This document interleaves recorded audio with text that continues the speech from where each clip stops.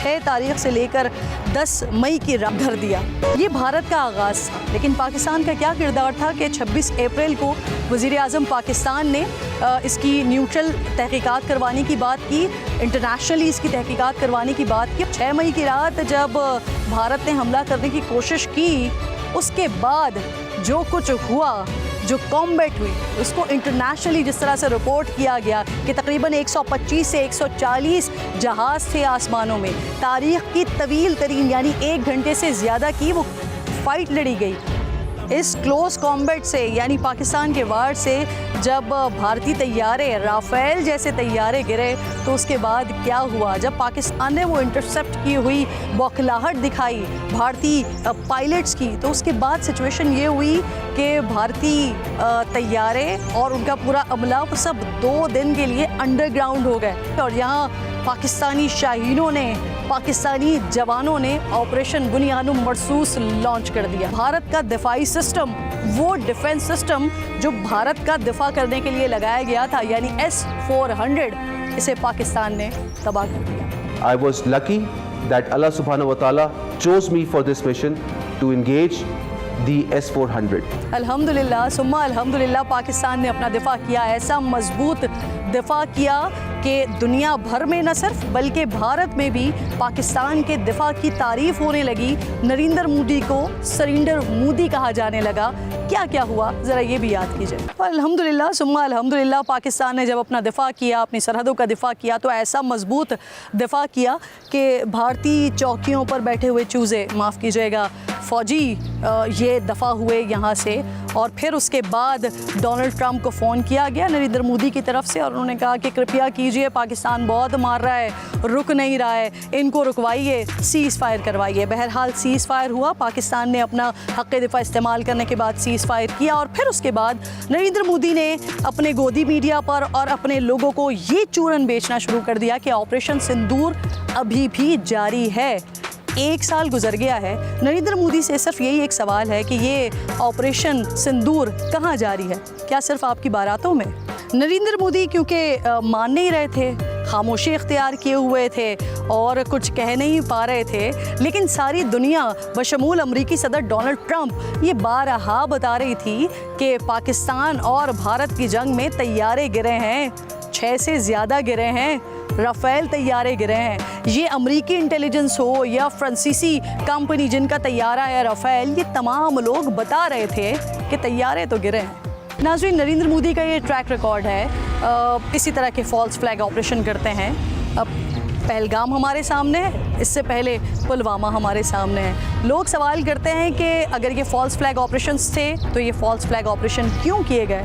तो इसका जवाब मुझे देने की ज़रूरत नहीं है, इंडिया की आवाम सब जानती है। और अब मैं मिलवाऊंगी आपसे पाकिस्तान के उन गाजियों से, पाकिस्तान के उस फ़ख्र से कि जब वॉर मॉन्गरिंग का आगाज़ हुआ था इंडिया की तरफ से, तो फिर यहाँ पर जो मौजूद थे हमारे जवान, पाकिस्तान के पासबान, उन्होंने अंधा कर दिया था इंडिया को। कैसे किया था? कैप्टन अफनान से ज़्यादा बेहतर शायद कोई नहीं बता सकता, क्योंकि ये वो शख्सियत थे जिनकी तरफ से, जिनकी टीम की तरफ से पहला रिस्पॉन्ड इंडिया को किया गया था। अस्सलाम वालेकुम। सबसे पहले ज़रा हम वही जान लेते हैं ना, क्या हुआ था उस रात, 6 तारीख की रात? 6 तारीख की रात है, जिसके बाद फिर दुश्मन जो है वो अपनी पोस्टें छोड़कर भागा है। दुश्मन को पोस्टें छोड़कर भागना पड़ी और दुश्मन इतना लाचार और इतना बेबस हो चुका था उस टाइम पर कि दुश्मन के पास अपनी इन पोस्टों के ऊपर, ये आपके सामने, आप अगर वो दिखाना चाहें, मैंने दिखाया बिल्कुल, वो सामने पोस्टें नज़र आ रही हैं हमारे बैकग्राउंड में। ये तमाम वो पोस्टें हैं जिन्होंने सफ़ेद झंडे लहराए हैं। ये इनकी बुज़दिली का, ये इनकी जो है बेबसी का निशानी थी। कैप्टन, एक और बड़ा इंपॉर्टेंट सवाल, आप लोग तो यहाँ पर मौजूद होते हैं, दुश्मन की आंखों में आंखें डालकर खड़े हुए हैं। मैं ख़ुद यहाँ पर मौजूद हूँ और मैं उस चीज़ को फ़ील कर रही हूँ जिस तरह से आप लोग यहाँ एक्टिव हैं। मैं हूँ तो मेरी भी हिफाजत आप लोग कर रहे हैं, लेकिन जब आपका हाई लेवल बहादुर हो और उसकी तरफ से जो कमांड आ रही हो, तो फिर जो यहाँ पर जवान मौजूद होता है, यानी मैं बात कर रही हूँ फील्ड मार्शल की, मैं बात कर रही हूँ जो आपके अफसरान हैं, आपके CEO हैं, आपके दीगर लोग हैं, उनकी तरफ से जो कमांड आप तक पहुँच रही थी, उसके बाद कि ऊपर की हायरार्की पूरी बहादुर बैठी हुई हो, तो फिर जवानों का जज्बा क्या होता है, उसका लेवल क्या होता है, वो प्लीज़ बताइए। हमारी कमांड में बिल्कुल यही था कि हम दुश्मन को नाको चलने चुपवाएँ। एक दफ़ा इन्हें हम वो वाला वक्त दिखाएं जिसको ये डरें, आगे भी डरें और करने से डरें। अस्सलाम वालेकुम, कैसे हैं सर आप? खैरियत से हैं? अल्हम्दुलिल्लाह, अल्लाह का शुक्र है। बताइए मुझे, उस रात तो आप लोगों ने जो किया वो किया, अल्हम्दुलिल्लाह सुम्मा अल्हम्दुलिल्लाह, लेकिन उसके बाद से अब तक क्या है? वहाँ कोई चिड़िया विड़िया उड़ रही होती है?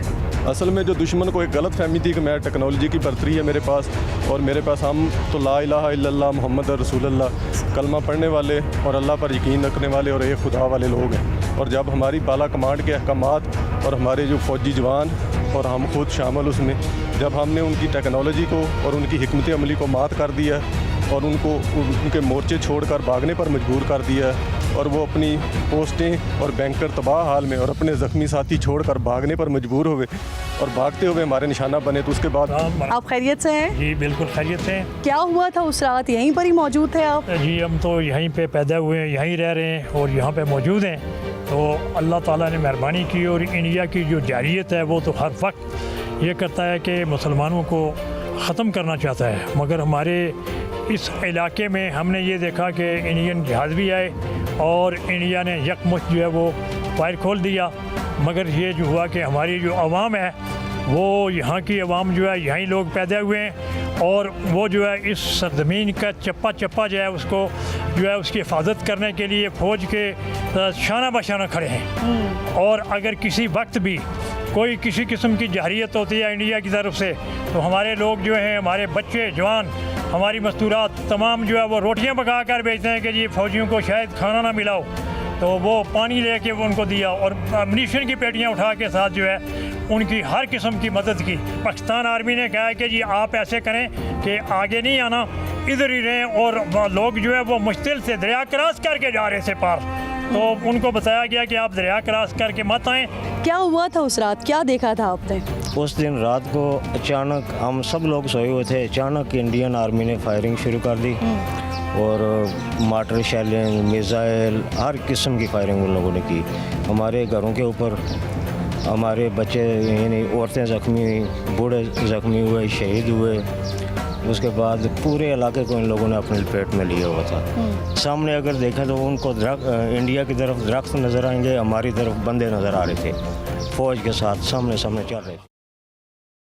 ऑपरेशन बुनियानुम मरसूस मार्का हक की जब भी बात होगी तब उन शहदा की ज़रूर बात होगी कि जब 31 जनाजे और उनमें मासूम बच्चों के जनाजे जब पाकिस्तान ने उठाए, तो फिर पाक फ़ौज के लिए ये रेड लाइन क्रॉस हो चुकी थी। जिस जगह पर मौजूद हूँ इर्तिज़ा भी था, कर्नल ज़हीर का बेटा। कर्नल ज़हीर वो जो LOC पर मौजूद थे। कर्नल ज़हीर के जो लफ्ज़ से उन्हें ज़रा गौर से सुनिएगा। उन्होंने कहा कि सर इससे आगे अब पिंडी के लिए मेरी अहलिया और मेरा बड़ा बेटा ये इस जनाजे को लेकर जाएंगे, मैं वापस बॉर्डर पर जाऊंगा और मैं लड़ूंगा, मैं इस वतन के लिए लड़ूंगा। जैसा कि आपसे कहा था कि इर्तिज़ा की यादों को हम ताज़ा कर रहे हैं, और ताज़ा क्या करना, इर्तिज़ा गया ही। तो ये 4 घंटे तो बग़ैर किसी तातील के मुसलसल बहुत भारी गोला बारूद दोनों तरफ से चल रहा था। इनिशियली उनको थोड़ा सा टाइम लगा रिस्पॉन्ड करने में, लेकिन वो भी भरपूर तरीके से फिर कर रहे थे फायर। तो वो एक पेट्रोल ने मुझे बड़ा ऑक्यूपाइड रखा हुआ था, क्योंकि मैं नहीं चाहता था कि मेरी कोई कैजुअल्टीज़ हों। और इसी तरह सिविल इंतज़ामिया के साथ भी मैं राब्ते में था, जो हमने उनके लिहाज से भी प्लानिंग की थी कि जंग शुरू होती है तो हमने कैसे रिस्पॉन्ड करना है, क्या क्या तरतीब लाना है, क्या एक्शंस होंगे। उनके साथ भी मैं राब्ते में था। उस पेट्रोल को के साथ मैं डायरेक्ट कम्युनिकेशन में भी था उसके कंपनी कमांडर के साथ। तो उसके पीछे के बाद दिगरे 3 क्वाडकॉप्टर्स आए दुश्मन के, और अल्हम्दुलिल्लाह हम तीनों क्वाडकॉप्टर हमने उड़ा दिए उनके। तो इर्तिज़ा की शहादत के बाद 12-15 मिनट के बाद वो पेट्रोल खैर वफ़ियत से सही सलामत अपनी पोस्ट पे पहुंच गई। इर्तिज़ा जब शहीद हुआ तो चंद ही मिनटों के बाद मुझे बेगम की पहले कॉल आई। इसने उसी आवाज़ में बस रोते हुए मुझे कहा कि इर्तिज़ा। इन्होंने जब नाम लिया इर्तिज़ा तो और उन्होंने कुछ भी नहीं कहा, तो मुझे उसी टाइम एहसास हो गया था कि वो शहीद हो चुका है। कुछ देर के बाद मैं जब घर आया तो घर थोड़ा फासले पे था चूँकि वहाँ से, तो अपने बेडरूम गया तो इर्तिज़ा को जब मैंने पाया तो दिल में तो मुझे हो गया था कि अभी वो शहीद हो चुका है, बस आंखों से देखने की देर थी। बस उसके बाद अल्लाह ने उस टाइम मुझे बहुत हौसला दिया था, क्योंकि मेरा मिशन ज़्यादा बड़ा था। इर्तिज़ा की शहादत तो आ गई, बट मैं उस मिशन से हटना नहीं चाहता था, और कमांडिंग ऑफिसर था, एक यूनिट कमांड कर रहा था, तो ट्रुप्स की मोराल पे बहुत ज़्यादा असरअंदाज होता है।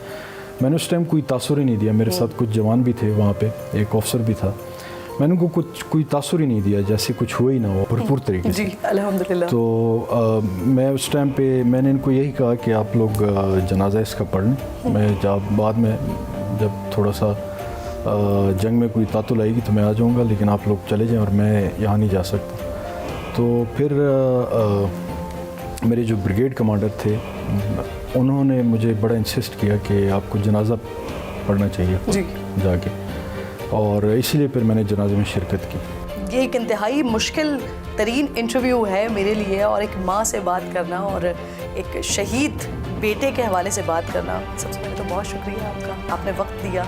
और क्योंकि हम ये मार्का हक को न सिर्फ सेलिब्रेट करें बल्कि हम उन शहदा को याद कर रहे हैं जिनका खून है इस मार्का हक में, इस ऑपरेशन बुनियानुम मरसूस में। बड़ा मुश्किल सवाल है एक माँ से पूछना, क्या हुआ था उस रात, कैसे आपको पता चला कि आपके शौहर तो बॉर्डर पर हैं, जिनके लिए शायद आप मेंटली प्रिपेयर हैं, लेकिन जो बेटा आपके साथ मौजूद है, छोटा मासूम 60 साल का बच्चा, उसके लिए कोई आपके शायद जहन में ये सब कुछ नहीं था। क्या हुआ था उस रात? उस रात ये था कि वैसे तो मैंने पहले यही सोचा कि शायद नॉर्मल कोई एग्रेशन चल रही है, जैसे इंडिया पाकिस्तान के हम लोग शुरू से सुनते आए हैं, ये था। तो थोड़ा सा जब और मज़ीद लेट हुआ बच्चों का, चूँकि हमारे लिए क्योंकि बॉर्डर एरियाज़ पे वैसे नॉर्मल हालात होते हैं मोस्ट ऑफ़ द टाइम, बच्चों का भी मेरा सुबह स्कूल था, तो वो इनकी मैं तैयारी वगैरह करके बच्चे मेरे दोनों सो गए। लेट नाइट मुझे सायरन की आवाज़ सुनाई गई, और उसके बाद जो है ब्लास्ट थोड़ा दूर से मैं सुन रही थी, तो मैं अलर्ट हो गई कि बाकायदा जंग का आगाज़ हो चुका है। हस्बैंड मेरे आगे थे और मैं बच्चों के साथ अकेली घर पे थी। तो सुबह अज़ानों का टाइम था जब मुझे एक बहुत ज़ोर के ब्लास्ट की आवाज़ आई, और मेरे घर को चूँकि डिलिबरेटली टारगेट किया गया था, मुझे बाकायदा पता चला कि कोई जो ब्लास्ट हुआ है वो मेरे घर के लॉन से या घर के बाहर से मुझे आवाज़ आई है। तो दोनों बच्चों को मैंने अपने पास लिटाया हुआ था और ये दोनों गहरी नींद सो रहे थे, मगर उस ब्लास्ट की वजह से दोनों बच्चे जाग गए और इन्होंने मेरे से पूछा कि ये क्या हो रहा है। मैंने इनको ये बताया कि आप लोग आराम सुकून से सोएं और इंडिया पाकिस्तान की जंग शुरू हो गई है। मगर ये दोनों भी चूँकि ब्लास्ट उसके बाद या के बाद दीगरे शुरू हो चुके थे, तो मैंने इनको यही बताया क्योंकि मेरे घर पे अटैक शुरू हो गया था। मैंने इनको यही बोला कि आप दोनों कलमा पढ़ना शुरू करो और आज जो है हमारी आखिरी रात है, हम शहीद हो जाएंगे। और बस मैंने भी तेज़ तेज़ कलमा पढ़ना शुरू किया, मेरे बच्चों ने भी कलमा पढ़ना शुरू किया और मैंने बस ज़हीर को सिर्फ़ एक मैसेज किया कि मेरे घर पे अटैक हो चुका है और बस हम लोग कलमे पढ़ रहे हैं, हमारी आज आखिरी रात है। तो या के बाद दीगरे ब्लास्ट हो रहे थे। जो फोर्थ ब्लास्ट था उसमें इर्तिज़ा की आखिरी बात जो थी वो ये थी कि मामा बाबा को कॉल करें, बाबा कहाँ पे है। मैंने उसको यही बोला कि आप लेट जाएं आराम से और बस कलमे इर्तिज़ा तेज़ तेज़ कलमे पढ़ो, आज हमारी आखिरी रातें शहीद हो जाएंगे। थोड़ी देर बाद एक बहुत शदीद ज़ोर का धमाके की आवाज़ आई और मैं अपने बेडरूम में बच्चों के साथ बैठी हुई थी। मुझे बेडरूम के बाहर धुआं और मिट्टी इस तरह अपने घर के अंदर उड़ती दिखाई दी। मैं उठी हूँ और मैंने बाहर देखा है। जब मैं बेडरूम में वापस आई हूँ तो मुझे दीवार पे खून नज़र आया। अव्वल तो जैसे मैंने आपको ये बताया कि मैं हमेशा अपने हस्बैंड पे डरती थी कि अल्लाह ना करे अगर शहीद हो गए तो 2 बच्चों का साथ है मेरे लिए। इर्तिज़ा का तो नहीं सोचा था, क्योंकि वो तो मेरी नज़र में वो बिल्कुल महफूज था, क्योंकि माँ की गोद में सो रहा था। जब मैंने खून देखा मेरे माइंड ने प्रोसेस ना किया कि ये क्या है, थोड़ी देर के लिए मुझे समझ नहीं आई। इस वक्त आपको लेकर आई हूँ इर्तिज़ा के स्कूल। मलिहा मलिहा, वही ऐसे थोड़ी रोते हैं। इर्तिज़ा तो देखो जन्नत का फूल था ना, और अब वो जन्नत चले गए ना। हम सब ने एक ना एक दिन चले जाना है इस दुनिया से, लेकिन इर्तिज़ा बहुत पहले चला गया। और जब वो चला गया तो यहाँ पर वो बच्चा मौजूद है, उसकी तस्वीर मौजूद है, उसकी यादें मौजूद हैं, उसकी शरारतें मौजूद हैं। इर्तिज़ा आपके साथ थे, खेल रहे थे, एंड नेक्स्ट डे जब आप लोग स्कूल आए तो इर्तिज़ा नहीं आए थे उस दिन स्कूल। आपको क्या पता चला था, क्यों नहीं आए थे फिर इर्तिज़ा? पहले तो मुझे लगा था कि इर्तिज़ा शहीद नहीं हुआ। ये है कि आप लोग भी सुने और सोचें कि बच्चे जज्बा क्या रखते हैं। बच्चों, बड़े होकर क्या करेंगे? क्या करेंगे?